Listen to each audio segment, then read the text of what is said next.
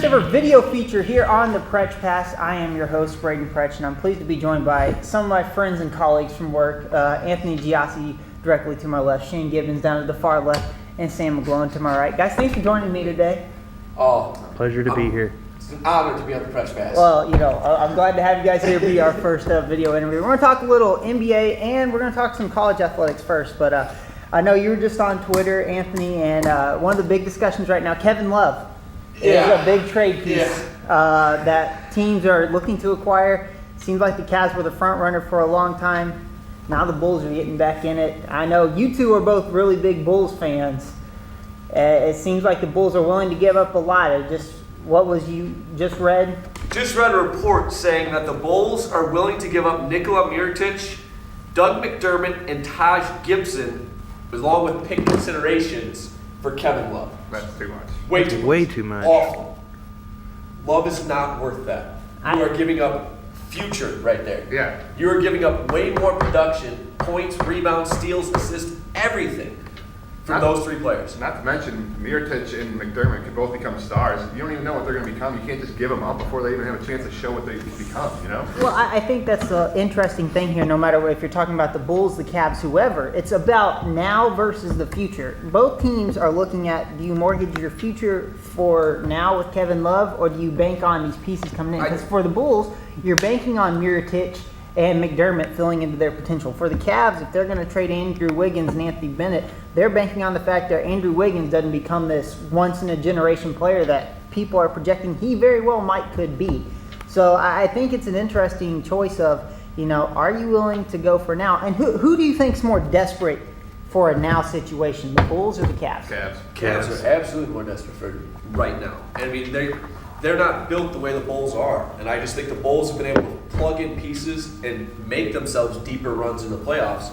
And now they've set themselves up with an excellent team and a great bench, and they're willing to just toss most of their key components in hopes of getting Kevin Love. And then you're going to bank on a healthy Derrick Rose, which is something you can't bank on that.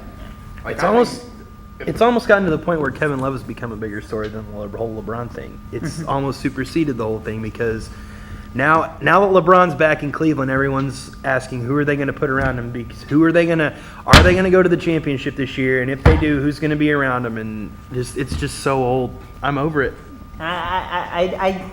For me, I don't know if any team should bite on Kevin Love right now. I really don't. I think if you're the Cavs, if you're the Bulls, sit where you are and see what you got. Minnesota is going to want to get something for him. And the Bulls and the Cavs are the only ones that seem to have made a pretty serious push towards getting him. The Timberwolves are in no position to be in the driver's seat. They're not. They're not at all. Love is leaving after the season. So, I mean, if people are already waiting for 2016 when Kevin Durant potentially leaves Oklahoma City. Something that you can see about in the Pretzsch Pass on Wednesday. Gotcha, sorry. Sorry, little promo inside the promo here. But if they're already banking on KD leaving in 2016, why can't you wait to February when you know Minnesota's just going to dump to try and get something for him? Because otherwise he exits their door and they're left with nothing. Yep. If I'm the Bulls, I'm not offering more than Taj Gibson and Jimmy Butler and a pick. And if you don't want it, that's it. Now, what do you guys think about this? Maybe the Bulls really aren't as interested and involved as the Wolves are making it sound. Maybe the Wolves are just trying to play a card so that they can get more from the Cavs. Do you think that there's any possibility? I absolutely think that's But fine. what more can you get from the Cavs? They've offered Wiggins, they've offered Bennett, they've offered a pick. What do they have? They're not going to give up LeBron. They're not going to give up Kyrie because those are their focal points there.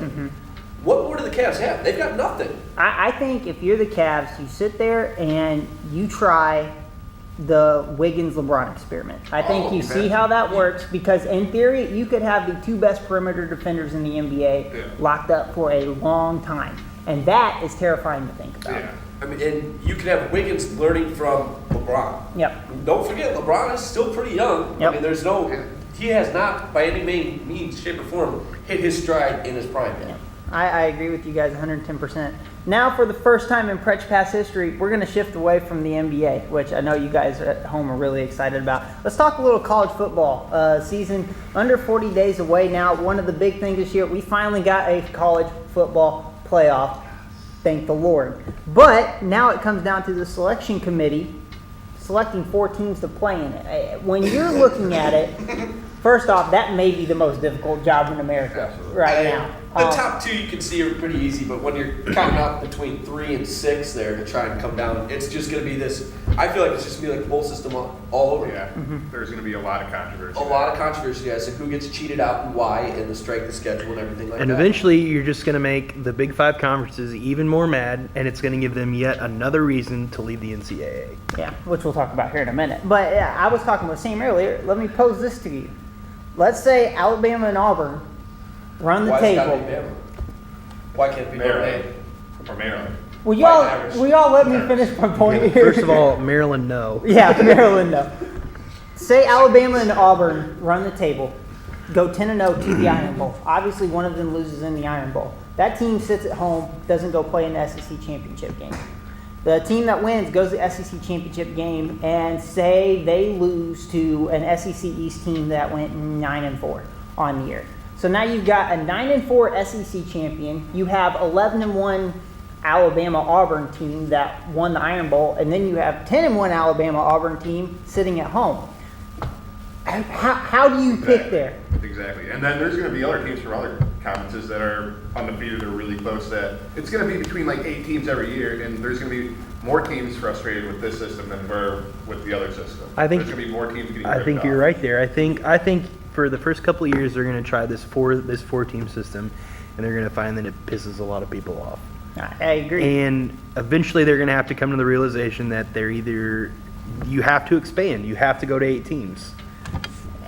8 teams, how do you even stop at 8 teams? Because then you've got these Power 5 conferences. Well, then how does it not Say- turn into just a football NCAA tournament? I mean, I think it's got to turn into at least, 4, 8, is it 16 would Yeah. line up? I think you got to have at least 16 teams at that point. I think 8.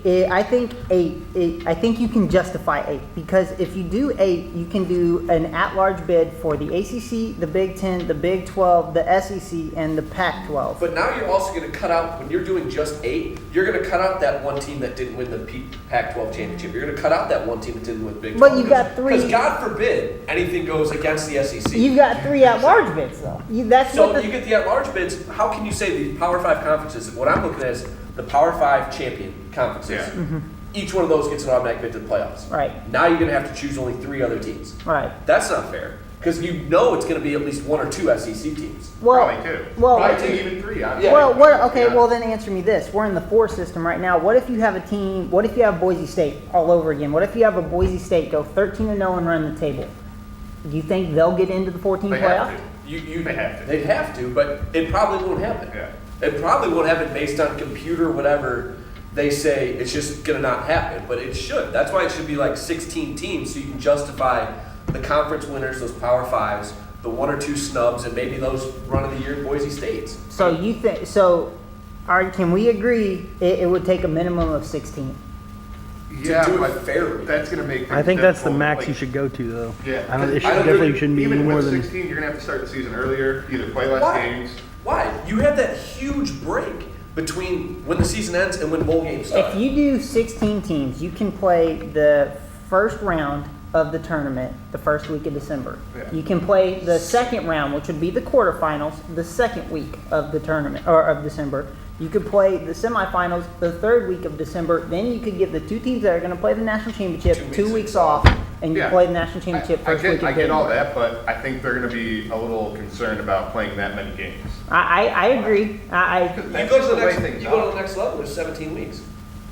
Yeah, but there's. But I it's guarantee college you- I athletics. guarantee It's you there will be school. some- It's College like, athletics. You have basketball teams playing how long? Right.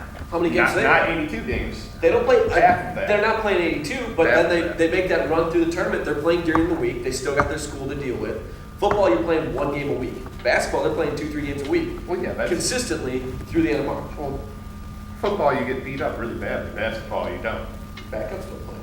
Oh my, that's a horrible idea. All right. That's terrible. That's terrible. No matter what, it's going to be I just interesting to see what the Yeah. college football playoff does, and especially because the selection committee, there is no criteria this year. This is the first year, so to see where they take the selection process, it will be very interesting. I will say, as a fan, I'm happy that they're going to the playoffs. Absolutely. Like, they're on the right track right now. Absolutely. It's going to be way better than just picking 2 teams. But I think we can also agree there's no doubt expansion is going to happen to the playoffs if you want a satisfying outcome I think at the this end of is each year. it's a good trial. Yep. Just to get, I bet that this will take way more attention just seeing these playoff games than combined for the rest of the bowl games. Yep. Because more people are going to want to see how this plays out. Yep. But I just think it's too small of a bracket at this point right now to really justify the playoffs. Yeah, and now I think between money and just the need to expand, it will Right. expand within a few years. And I think that's the It biggest won't thing take holding it up right long. now is money. How are they going to figure out who gets the sponsorships or what? It'll be interesting. There's no doubt Yeah. about that. Speaking of money and splitting apart and all this stuff, the big remarks from Big 12 Media Days is their commissioner talking that the Big 5 conferences thinking about splitting from the NCAA. I'm curious what you guys think about that, because then at that point, the college football playoff may become completely moot because we may not have an NCAA Right. anymore. Do you think the Big 5 conferences, that being the ACC, the Big 10, the Big 12, the Pac-12, and the SEC, do they have a legitimate gripe and reasoning to break away from the NCAA? Absolutely. Yes and no. I just think I think if those Big 5 leave, it will really show a lot to the people. I mean, this will allow people to, or allow these colleges to start paying players, which got into that argument that we had yesterday about that, about how do you justify paying who and what amount. I was thinking about this last night. So is each college responsible for paying these players, or is it the conference itself responsible for paying these players? Because if it's the college, where do you get that? Where's that money coming from? Are all your boosters? Are you going to go out and find? Are you going to go out and tell me you're going to find, let's say, 100 boosters that are going to give up 20 grand so you can bring in some awesome football player? Probably. They're going to give up 20 grand every year.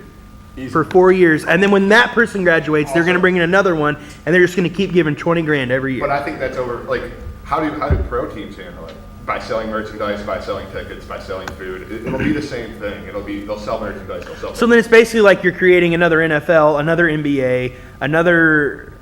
I mean, Yeah, it's basically creating a younger professional sports team. While still having the guidance and going to school and having adult guidance, but it would be more regulated to the point where I think the way that they got to do it is they can't allow agents to enter into this. It's got to be set like freshman year, you make $10,000. Just a number. Sophomore year, 20. Junior year, 30. Senior year, 40.